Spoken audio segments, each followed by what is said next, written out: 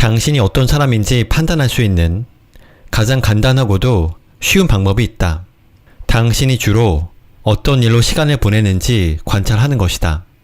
어떤 사람이 하루의 대부분을 나쁜 일을 생각하면서 보낸다면 그는 나쁜 사람이고, 좋은 일을 생각하면서 보낸다면 그는 좋은 사람이다. 부정적인 생각을 하는데 많은 시간을 쓰는 사람은 불행한 사람이고, 긍정적인 생각을 하는데 시간을 많이 쓰는 사람은 행복한 사람이다.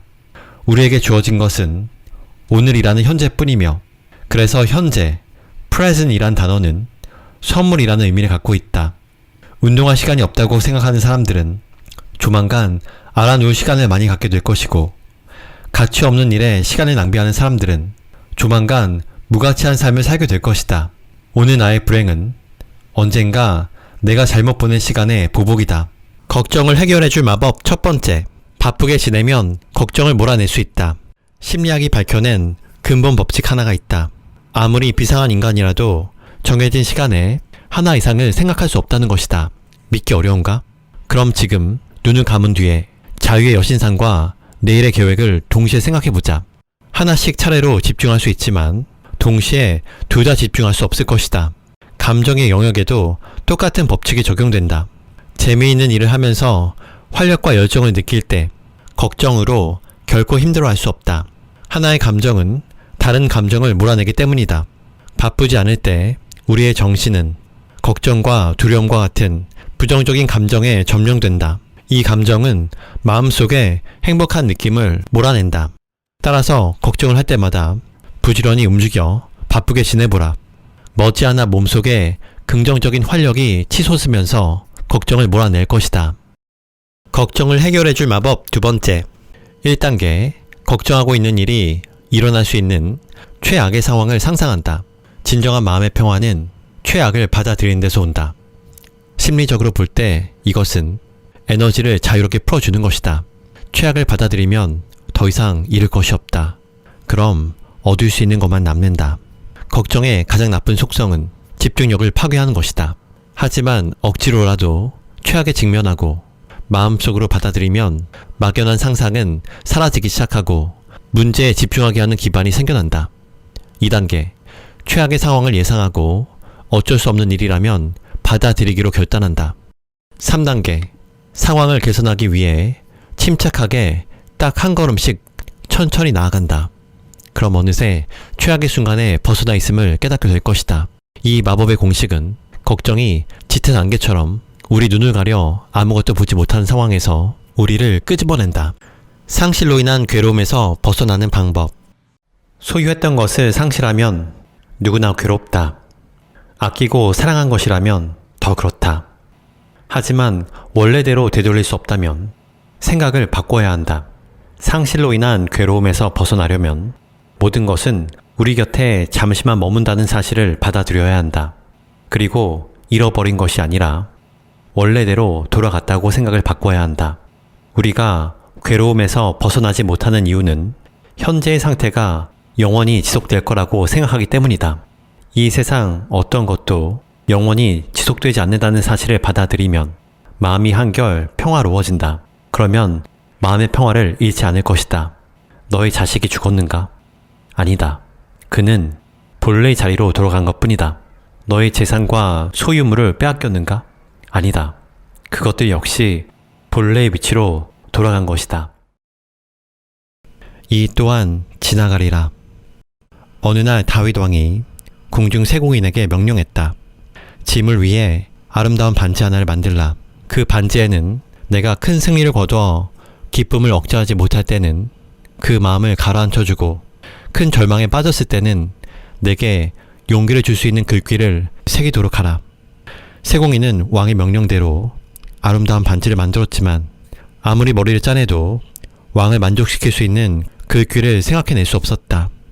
그래서 지혜롭기로 소문난 솔로몬 왕자에게 찾아가 도움을 청했다.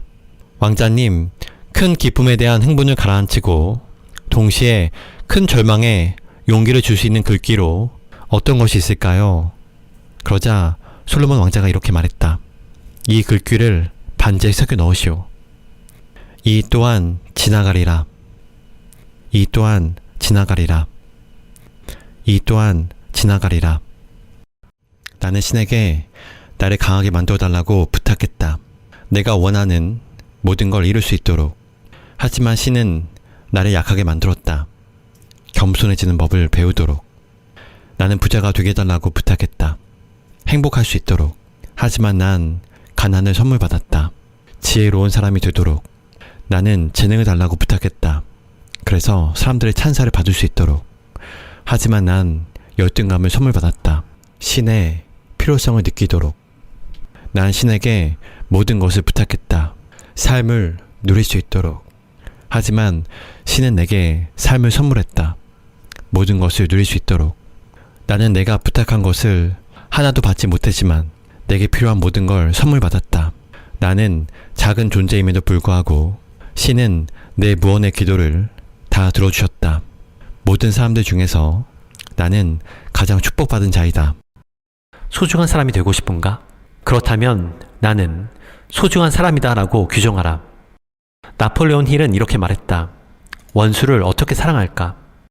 이미 사랑하고 있는 것처럼 행동하면 된다. 감정은 뒤따라올 것이다. 즐겁고 싶으면 즐거운 것처럼, 친절한 부모가 되고 싶으면 친절한 부모인 것처럼, 자존감을 높이고 싶다면 자존감이 높은 사람인 것처럼 행동하면 된다. 행동을 바꾸면 그 행동에 따라 생각과 태도가 바뀌기 때문이다.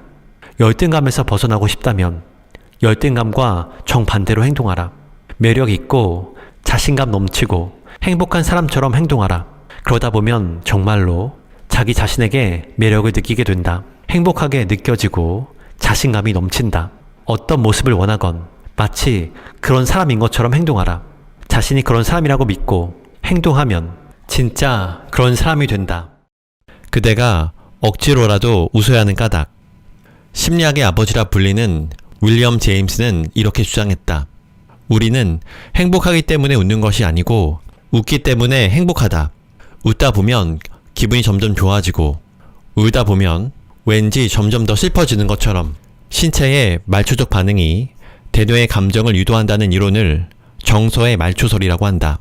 웃다 보면 기분이 좋아지고 기분이 좋아지면 생각도 밝아진다. 즐겁기 때문에 휘파람을 불 수도 있지만 휘파람을 불기 때문에 즐거워질 수 있다. 울기 때문에 더 슬퍼지는 것이고 만족스럽지 못하기 때문에 투덜거리는 것이 아니라 투덜거리기 때문에 삶이 불만족스러워지는 것이다. 화나고 우울한 일들은 세상에 넘쳐난다. 그러나 우리는 우리의 표정을 선택함으로써 우리의 감정을 얼마든지 바꿀 수 있다. 개가 짖을 때마다 멈추면 결코 길을 다 갈 수 없다. 소크라테스가 길을 가는데 어떤 불량한 사람이 뒤에서 돌을 던지며 조롱했다. 하지만 소크라테스는 모른 채 하며 그냥 지나갔다. 옆에서 지켜보던 사람이 도저히 참지 못하고 자기가 대신 보복을 해주겠다고 소리쳤다. 소크라테스가 그에게 이렇게 충고했다. 자네는 개가 짖으면 같이 짖고 나귀가 뒷발로 차면 같이 차겠는가? 살다 보면 아무리 인내심을 발휘하려고 해도 끈질기게 물고 늘어지는 사람을 만날 때가 있다. 그럴 때는 소크라테스처럼 이렇게 생각하자. 개와 싸우지 말자. 개를 물지도 말자. 개가 짖는다고 같이 짖을 수 없고 개가 문다고 똑같이 개를 물 수 없는 일 아닌가. 아라비아 속담에는 이런 말도 있다. 개가 짖을 때마다 멈춰서면 결코 우리의 길을 다 갈 수 없다. 행복은 기쁨의 강도가 아니라 빈도다. 나는 이것이 행복의 가장 중요한 진리를 담은 문장 중 하나라고 생각한다. 행복은 한 방으로 해결되는 것이 아니다. 모든 쾌락은 곧 소멸되기 때문에 한 번의 커다란 기쁨보다 작은 기쁨을 여러 번 느끼는 것이 절대적이다. 결국 행복은 아이스크림과 비슷하다는 과학적 결론이 나온다. 아이스크림은 입을 잠시 즐겁게 하지만 반드시 녹는다. 모든 것은 녹는다는 사실을 받아들이고 자주 여러 번 아이스크림을 맛보는 것이다. 큰 기쁨이 아니라 여러 번의 기쁨이 중요하다. 영적인 깨어남이란 새로운 각도에서 세상을 보는 것이다. 우리는 새로운 삶을 원하고 새로운 장소를 갈구하지만 그것보다 먼저 필요한 것은 새로운 눈이다. 어느 순간 세상이 빛을 잃었다면 시인의 눈으로 바라봐야 한다. 시인은 평범한 자두 열매에도 감동할 줄 아는 사람이라고 앙드레 지드는 지상의 양식에서 말했다. 인생의 부를 결정하는 기준은 얼마나 많이 느끼고 감동하며 살았는가이다. 풀벌레 하나, 꽃 한 송이, 저녁 노을, 사소한 기쁨과 성취에도 놀라워하는 사람이 진정한 부자이다. 감동을 느낄 때 우리는 정화되고 행복해지고 신성해진다. 그리고 감동받아야 감동을 줄 수 있다. 설레다 보면 좋아진다. 사람을 만날 때 반가워할 줄 모르면 아무리 많은 사람을 만나도 친한 사람을 만들 수 없다. 아무리 오래 알고 지내도 가까워질 수 없다. 반가워야 반색을 하고 좋아야 설레고 감동스러워야 감탄한다고 생각하는 사람이 많다. 하지만 그러다 보면 죽을 때까지 반가운 사람, 설레는 사람, 감탄할 수 있는 일을 만날 수 없을지 모른다. 우리의 정신은 안에서 밖으로 작용하기도 하지만 밖에서 안으로 작용하기도 한다. 반색하다 보면 반가워지고 감탄하다 보면 감동적인 일이 생기고 설레다 보면 좋아진다. 반가워하고 설레고 감탄하는 것은 저절로 우러나오는 감정이 아니다. 의도적으로 선택하고 공부하고 연습해야 하는 일종의 기술이다. 감성이 죽은 사람은 사람을 만나도 반색할 줄 모른다. 어떤 일을 해도 설레지 않는다. 좀처럼 감탄하지도 않는다. 불행이 선택이라면 행복 역시 얼마든지 선택할 수 있다. 삶에 만족하지 못하면서도 달라지지 않는 사람에게는 한 가지 공통점이 있다. 한결같이 문제의 원인과 해결책을 외부에서 찾는다는 것이다. 진정으로 달라지고 싶다면 문제의 원인을 자신의 내부에서 찾으려고 해야 한다. 외부 환경을 우리 의지대로 선택할 수 없기 때문이다. 다른 사람이나 날씨를 우리 마음대로 선택할 수 없다. 하지만 사람들에 대한 태도나 날씨에 대한 우리의 반응은 얼마든지 선택할 수 있다. 자극과 반응 사이에는 공간이 있고 그 공간에는 반응을 선택할 수 있는 자유가 있기 때문이다. 우리는 과거를 바꿀 수도 없고 우리를 대하는 사람들의 태도를 마음대로 변화시킬 수도 없다. 하지만 다행스럽게도 어떻게 반응할지는 얼마든지 우리의 의지대로 선택할 수 있다. 오늘과 다른 내일을 원한다면 오늘은 어제와 다른 선택을 해야 한다. 불행이 선택이라면 행복 역시 얼마든지 선택할 수 있다. 100만 원만 벌면 된다는 생각이 주는 자유. 미니멈 라이프 비용. 즉 살아가는데 필요한 최소한의 금액을 알면 매사에 훨씬 소박해진다. 사실 살아가기 위해 필요한 비용은 그렇게 많지 않다. 그렇지 않다면 더 가난한 지역의 사람들은 어떻게 결혼하고 아이를 키우겠는가? 나는 이런 일을 할 사람이 아니야. 남에게 가난해 보이고 싶지 않아. 이런 쓸데없는 생각에서 벗어날 수 있으면 월 100만 원 버는 직업은 많이 있다. 나는 이미 노후에 대한 불안도 두려움도 없다. 노후에도 월 100만 원씩 버는 일을 하면 될 뿐이라고 낙관적으로 생각하고 있기 때문이다. 원하는 생활 수준을 유지하기 위해 이상한 직장에서 힘들게 일하며 살거나 자살로 내몰릴 정도까지 일을 한다면 이는 본말이 전도된 것이다.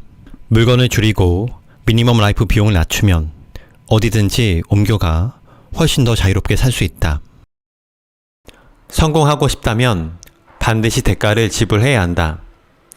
인내심이든 도전 정신이든 용기든 노력이든 반드시 대가를 지불해야만 목표를 달성하고 성공을 얻을 수 있다. 이 평범하지만 값진 진리를 생생하게 깨닫고 난 후 나는 백만장자가 될 수 있었다. 아무것도 지불할 생각이 없는 사람은 버티지 못한다. 어떤 목표를 세울 때는 그것을 얻기 위해 치러야 할 대가가 무엇인지를 명확히 알아.